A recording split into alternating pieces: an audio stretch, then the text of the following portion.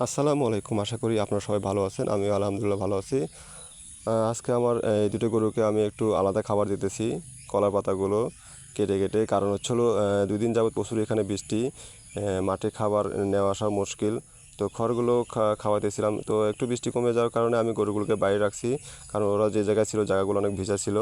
তো ওখানে কাদা হয়ে গেছিলো। তো রাখা মুশকিল কারণ পায়ে ঘা হতে পারে। তাই আমি ২ টো গরুকে বাইরে রাখছি। আর হ্যাঁ, কলা গাছগুলো পড়ে গেছে তাই কলা গাছগুলো কেটে দিয়েছি আমি। তো দেখতে পারতেছেন এরা কী পরিমাণ দুষ্টুমি করতেছে আর বেশি দুষ্ট।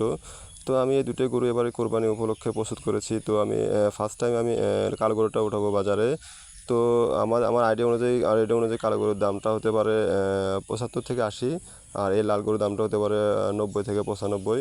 তো আপনারা যারা আমার এই চ্যানেলের ভিউয়ার্স আছেন, আমার চ্যানেলের যারা সাবস্ক্রাইবার আছেন তারা অবশ্যই আমাকে কমেন্ট করে জানাবেন আসলে কেমন দাম হতে পারে। আর বিশেষ করে যারা আমার ভিডিওটি দেখতেছেন এখন বর্তমান সময়ে তারা অবশ্যই জানাবেন। কারণ আপনাদের আইডিয়া আমার আইডিয়াতে সাথে মিলে গেলে অনেকটা কাজে লাগবে। তো যারা খামার তারা অবশ্যই বুঝতে পারবেন একটা গরু পালতে কত কষ্ট হয় আর কী পরিমাণ খরচ।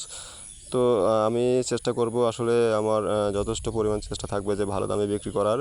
তো যারা ক্রেতা আছে তারা যদি একটু দেখা যায় আমার সাথে সঙ্গ দেয় অবশ্যই আমি ভালো দাম পাবো।